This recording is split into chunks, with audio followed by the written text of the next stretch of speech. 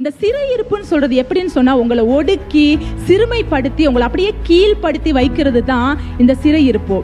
உங்களை ஒரு நாட்டில் தான் நீங்க போய் சிறையிருப்புல இருக்கணும்னு இல்லை. இன்னைக்கு நிறைய பேர் உங்களுக்கு தெரியாமலே சிறையிருப்புல தான் இருக்கணும்னு தெரியாமலே நீங்க நிறைய விதமான சிறையிருப்புக்குள் நீங்க இருக்கலாம். சில வேளை குடும்பம் உங்களை சிறைப்பிடித்து ஒரு சிறையிருப்புக்குள் நீங்க இருக்கலாம். சில உறவுகள் உங்களை எப்படி செய்யலாம், ஒரு சிறையிருப்புக்குள்ள உங்களை வச்சிருக்கலாம். இல்லாட்டி உங்க சிந்தனைகளே உங்களை ஒரு சிறையிருப்புக்கு கீழே வச்சிருக்கலாம். பாருங்க, இன்றைய நாளிலும் கூட கர்த்தர் எல்லா விதமான சிறையிருப்பையும் மாற்ற அவர் சர்வ வல்லமையுள்ள தேவனாக இருக்கிறாரு. சில நீங்க யோசிக்கலாம், என் வாழ்க்கை ஒரு சிறைக்குள்ள இருக்கிற மாதிரி இருக்குதே, என் வாழ்க்கை ஒரு சிறை கம்பிக்கு பின்னுக்கு இருக்கிற மாதிரி இருக்குதே. சில நீங்க யோசிக்கலாம், என்ன ரொம்ப கட்டுப்படுத்தி வைக்கிறாங்க, நான் சொல்றதுதான் சரி, நான் சொல்றதுதான் கேளு அப்படின்னு சொல்லிட்டு என்ன ரொம்ப அழுத்துறாங்களே. இப்படிப்பட்ட சூழ்நிலையில் நீங்க இருக்கலாம். உங்களுடைய எல்லா சிறை இருப்பையும் மாற்ற, எல்லா சிறை இருப்புக்கும் விடுதலை தரக்கூடிய ஒரே நபர் யார் அப்படின்னு சொன்ன கர்த்தராகிய இயேசு கிறிஸ்து மாத்திரம்தான்.